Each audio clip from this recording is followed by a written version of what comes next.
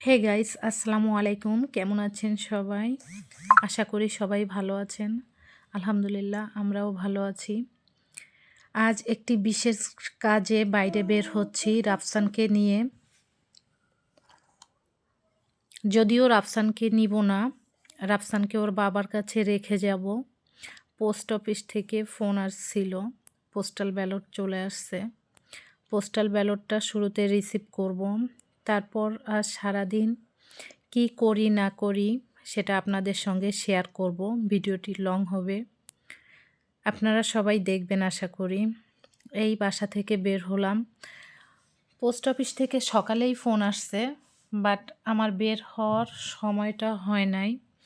এই 12টার ভিতর রান্না কমপ্লিট করলাম, বাসার কাজ ক্লোজ করে বের হলাম। আমি খুবই উৎসুক যে এই প্রথম 10 বছর পর চাকরি শুরু হওয়ার পর এই প্রথম ভোট দিব।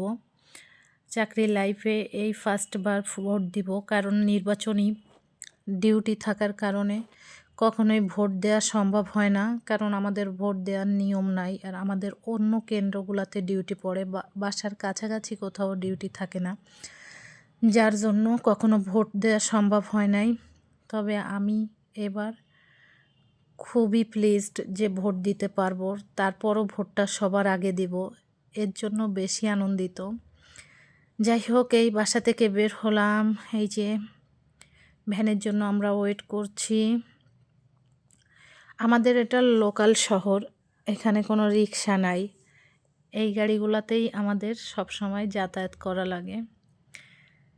এই বের হলাম, এই যাচ্ছি। রাফসান উঠে পড়ছে, সে এখন একাই উঠতে পারে, আমার হেল্প লাগে না, নিচ থেকেই সে ভ্যানে উঠতে পারে।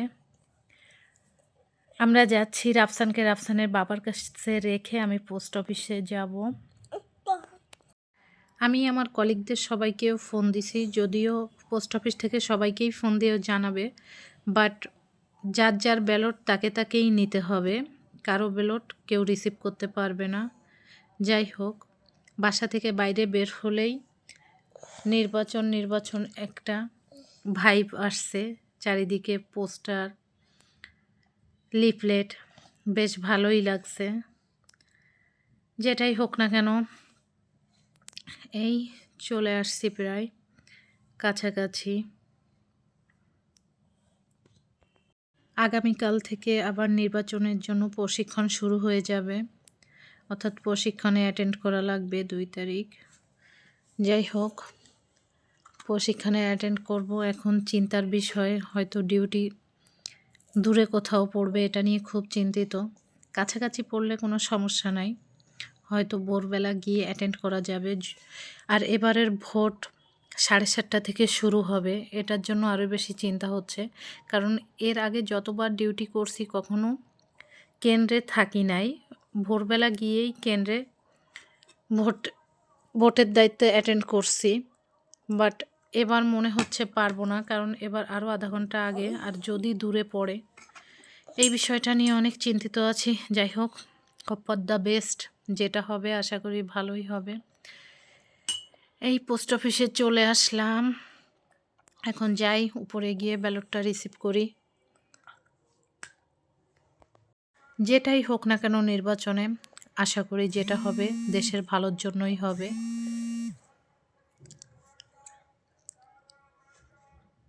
পোস্ট অফিসে আগে কখনোই আসি নাই, এখন এমন যুগ আসছে পোস্ট অফিসে কারো প্রয়োজনই পড়ে না, অথচ এক সময় এই ডাক ছিল সব ধরনের যোগাযোগের মাধ্যম। দেখুন যোগাযোগ ব্যবস্থা কতটা উন্নত হয়েছে, এখন পোস্ট অফিসে কারো কোনো কাজই নাই। পোস্ট অফিস থেকেই বাসায় চলে আসলাম, দেখুন কি অবস্থা। এই বিড়ালটার নাম পিউ, আমাদের নিচতলায় এক ভাড়াটিয়া ভাবির বিড়াল এটি। পিউ ইদানিং বাসায় খুব রাজত্ব করে, কারণ রক্সি বাসায় থাকে না। আমার বিড়ালটা সে অধিকাংশ সময় বাইরে বাইরে দৌড়াদৌড়ি করে। রক্সি ইদানিং খুব বাইরে থাকে, সুযোগ পাইলেই বাইরে চলে যায়, এই জন্য পিউ বাসায় খুব রাজত্ব করে। দেখুন পিউ ওয়ালের পরে আছে, বাট রক্সি থাকলে, ওয়াও রক্সি বাসায় চলে আসছে। দেখুন রক্সি আমাদের জন্য ওয়েট করছে, আমরা বাইরে ছিলাম, ঘর লক করা, তাই সে আমাদের জন্য বাইরে ওয়েট করছিল। সে বাসায় এতগুলা ইউনিট, এতগুলা দরজা সেম ডিজাইনের, বাট রক্সি কখনো চিনতে ভুল হয় না। যতবারই বাইরে যায় না কেন, সে ঠিকই ঠিক দরজাতেই সে এসে নক করে। মাশাল্লাহ, আমার বিড়ালটার জন্য সবাই দোয়া করবেন। সে একটু অসুস্থ, তার ট্রিটমেন্ট চলছে। এই দেখুন কী অবস্থা। এখন আমার রক্সিকে ওষুধ দেওয়া লাগবে। বাসায় ঢুকে ফ্রেশ হয়ে এই আবার চলে আসলাম বাবার বাড়ি।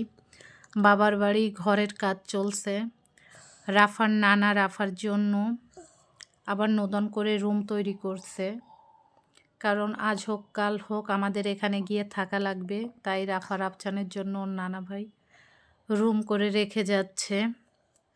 তাই সেই রুমের প্ল্যানের জন্য রাফার নানা ভাই ডাকছিল, তাই চলে আসলাম। দেখুন একটা মজার ব্যাপার, রাফসান প্রথম কুল খাচ্ছে। সে কুলই খেতে পারতো না। কুলের ভিতরে নানু বিচি বাড়ির থাকে। গাছ থেকে সে কুল দেখে এগুলো মানে হাড্ডি না। খুবই অস্থির হয়ে গেছে। কুলগুলো অনেক মিষ্টি। দাও। বাট মজার বিষয় হলো, জি সে বলে আম্মু কুলের এখন ভিতর আমরা এগুলো হাড্ডি পারবো, আছে, বাসায় নিয়ে আমি যাবো। কিভাবে খাবো? এটা একটা মজার বিষয়। কুলের বিচিটা ভিতরে যে বের বিচি করে লাগে থাকে না, তুমি এটা সাইড সে থেকে বোঝে খাও, না। সাইড থেকে খেয়ে বিচিটা ফেলে দিবা ভাই। যাই হোক, ধৈর্য বুঝছো? ধরে দেখার জন্য সবাইকে ধন্যবাদ। আল্লাহ হাফেজ।